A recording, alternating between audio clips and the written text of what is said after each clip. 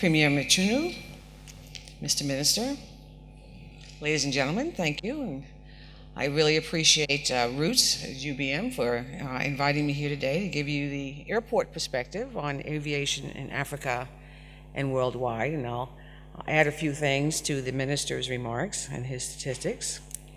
I'm also going to be on the next panel, so I'm going to frame that discussion a little bit by giving you some statistics on just how vital aviation and airports specifically are to local, regional, and worldwide economies, and some information on airport economics. Preaching to the choir a little bit, but I'll give you some data. So according to the Air Transport Action Group, ATAG, of which ACI is a founding member, the air transport industry in Africa directly generated an estimated 428,000 jobs in 2012. 118,000 of those, or 27% of the total, were in jobs for airlines or handling agents. Another 45,000, or 11% of the total, worked for airport operators. 22,000 jobs, or 52%, were on-site in airports at retail outlets, restaurants, hotels, and so on. And a further 27,000 people, or 6%, were employed in the manufacture of civil aircraft. And then finally, air navigation service providers employed an additional 17,000 people, or 4% of the total. But it goes much deeper than this, as the minister indicated, if we consider the indirect and induced effects of aviation. The air transport sector, if you look at it that way, supported 1.1 million jobs, or 4% of the economy-wide employment in Africa. And this translates to $34.5 billion US in GDP, or nearly 2% of the GDP. Furthermore, on a worldwide scale, Africa is contributing significantly to the aviation sector, with the continent accounting for 12% of the jobs and 3% of the GDP. And ATAG forecasts that aviation's direct contribution to GDP will increase by 5% a year in real terms over the next 20 years, helping to create an additional 66,000 jobs across the region by 2030.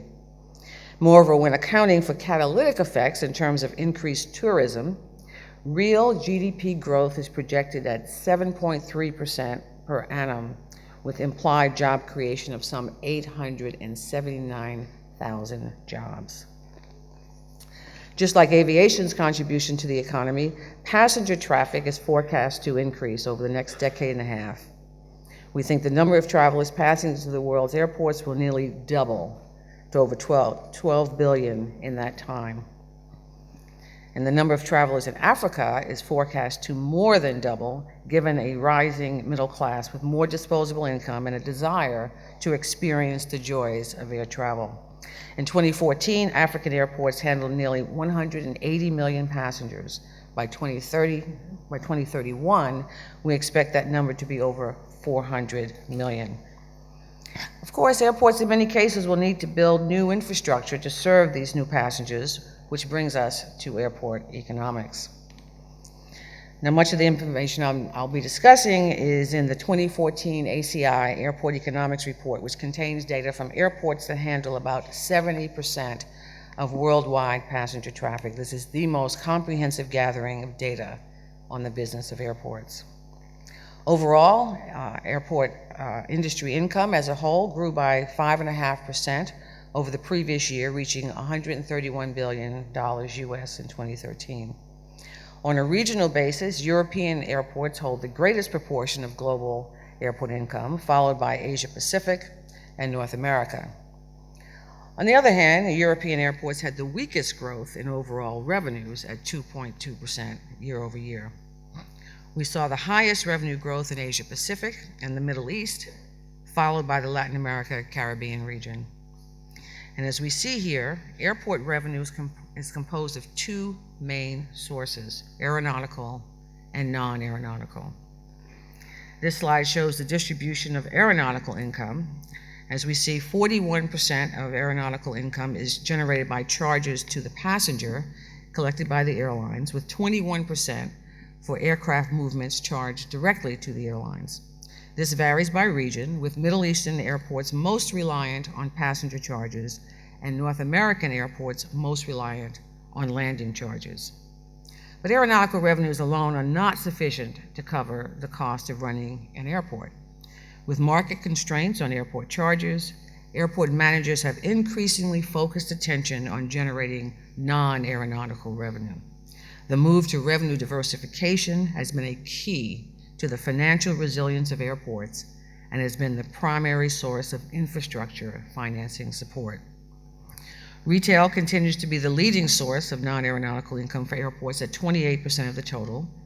Car parking is second at 20%, and real estate income or rent is third at 18%.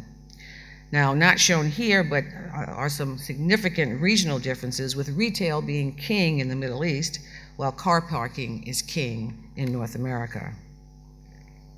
Further highlighting these regional variances, we can see that the Middle East is leaps and bounds above all other regions when it comes to duty-free revenue per international passenger, nearly triple that of Asia Pacific, which is in the number 2 spot. Now let's look at airport bottom lines. The airport industry as a whole is profitable, with airports posting net profit margins around 16% in 2013. The challenge remains that most airports are small, and most small airports lose money. 69% of airports operate at a net loss. Indeed, 80% of airports with fewer than 1 million passengers lose money. As we see here, airports hosting fewer than 1 million passengers have a 12% loss margin. Industry profitability is primarily driven by the 20% of airports that carry the bulk of passenger and cargo traffic. Size matters because of the lumpiness of airport infrastructure. You have to build and maintain at least one runway, whether you serve 1 aircraft a day or 600 a day. Due to the sector's large infrastructure investment requirements, airport finances are characterized by high depreciation and interest costs.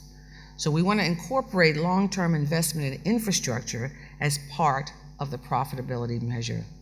This gives a better sense of how a company is using its money to generate returns on invested capital, including both long-term debt and equity, and paints a more revealing picture of how the airport industry is performing financially. Taking this approach, we see that airports worldwide had an average return on invested capital of 6.3%, with airports serving 5 to 25 million passengers having the highest return. Once again, on the losing end, airports with fewer than 1 million passengers show a 3.4% negative return on invested capital. As I mentioned, airports generally have high fixed and semi-variable costs because of the operation and maintenance of major infrastructure components such as runways and terminal buildings. As airports in many regions of the world reach capacity, the needed infrastructure expansion inevitably increases personnel expenses, maintenance costs, utilities, and depreciation related to operating these fixed assets. At this point, I should mention the thorny issue of charges. It's certainly true that all stakeholders have the best interests of the industry at large in mind, but this doesn't change the fact that there are sometimes competing interests at play.